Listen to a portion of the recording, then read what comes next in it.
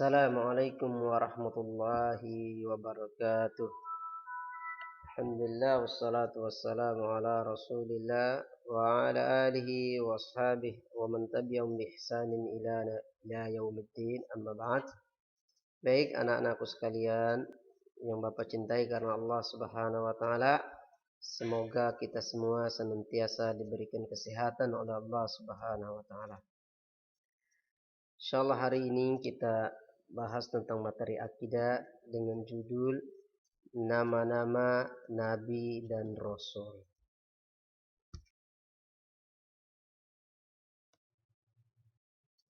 Anak-anakku sekalian yang dirahmati Allah Subhanahu wa taala, ini adalah salah satu gambar kapal seorang nabi utusan Allah Subhanahu wa taala diperintahkan oleh Allah untuk membuat kapal, yaitu Nabi Nuh alaihissalam. Dan nanti kita juga akan membahas tentang berapa jumlah nabi dan rasul, kemudian nabi-nabi dan rasul yang disebutkan Allah dalam Al-Quran.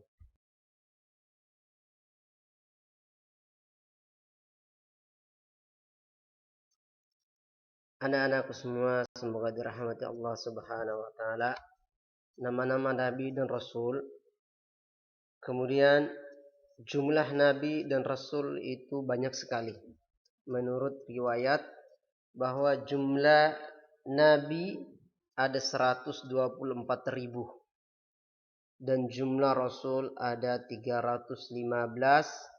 Adapun yang terkenal yang Allah Subhanahu wa taala sebutkan di dalam Al-Qur'an ada 25 nabi sekaligus rasul. Allah Subhanahu wa taala menyebutkan tentang para nabi dan rasul di dalam Al-Qur'an ada 25.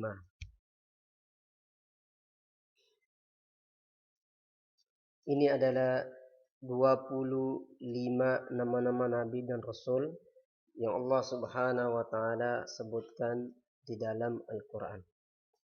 Yaitu nabi pertama adalah Nabi Adam alaihissalam, Nabi Idris, Nabi Nuh, Nabi Hud, Nabi Saleh, Nabi Ibrahim, Nabi Lut, Nabi Ismail, Nabi Ishaq, Nabi Yaqub, Nabi Yusuf, Nabi Ayub, Nabi Shu'aib, Nabi Musa, Nabi Harun, sampai terakhir Nabi utusan Allah yaitu Muhammad sallallahu alaihi wasallam.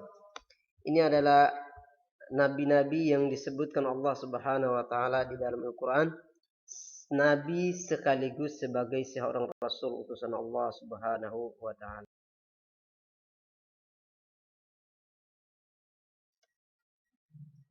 Anak-anakku semua, semoga dirahmati Allah Subhanahu wa taala. Kemudian bagi bagian B, rasul dan nabi yang paling utama.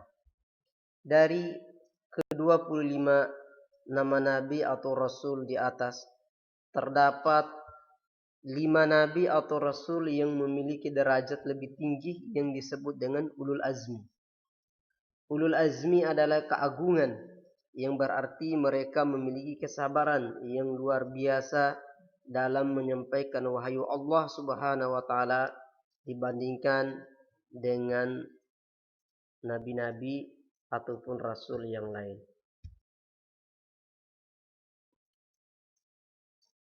Adapun nabi-nabi pilihan Allah Subhanahu wa taala yang diberi gelar ulul azmi, yaitu rasul yang mendapat julukan ulul azmi, ada 5 nabi. Yang pertama Nabi Nuh, kemudian yang kedua Nabi Ibrahim alaihissalam, kemudian yang ketiga Nabi Musa, yang keempat Nabi Isa, dan yang kelima adalah Nabi Muhammad sallallahu alaihi wasallam. Di antara kelima nabi ini, mereka diberi gelar ulul azmi, namun ada pula yang enggak diberikan kitab dan ada juga yang diberikan kitab. Ada nabi juga di antara yang digelar ulul azmi yang tidak diberikan kitab, yaitu Nabi Nuh. Adapun Nabi Ibrahim di antara salah satu yang disebutkan dari Al-Quran adalah berupa suhuf. Suhuf adalah suatu lembaran yang diturunkan oleh Allah Subhanahu wa taala bukan berupa kitab tetapi lembaran.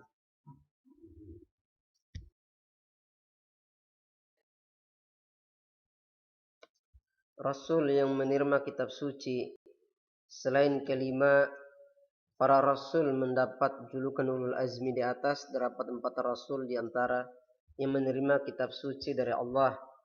Para rasul yang menerima kitab suci adalah Nabi Musa menerima kitab suci Taurat, Nabi Daud menerima kitab suci Zabur, Nabi Isa menerima kitab suci Injil, Nabi Muhammad menerima kitab suci Al-Quran. Al-Quran adalah kitab suci paling akhir yang merupakan kitab yang menyempurna dari kitab-kitab sebelumnya. Sebagai umat Muslim yang taat, kita wajib meyakini para nabi dan rasul yang merupakan utusan Allah, karena ini merupakan salah satu dari rukun iman. Anak-anakku, semoga dirahmati Allah Subhanahu wa taala. Apabila seorang tidak beriman kepada nabi dan rasul, maka ia dapat dikatakan telah menjadi seorang kafir walaupun dia percaya akan keberadaan Allah. Allah Subhanahu wa taala berfirman, "Ya ayyuhalladzina amanu atti'ullaha wa atti'ur rasul wa ulil amri minkum." Hai orang-orang yang beriman, taatilah Allah dan taatilah Rasulnya dan ulil amri di antara kamu, yaitu para pemimpin di antara kalian. Semoga materi ini bisa bermanfaat bagi anak-anakku semua agar bisa dipelajari dan dipahami dengan baik-baik. Assalamualaikum warahmatullahi wabarakatuh.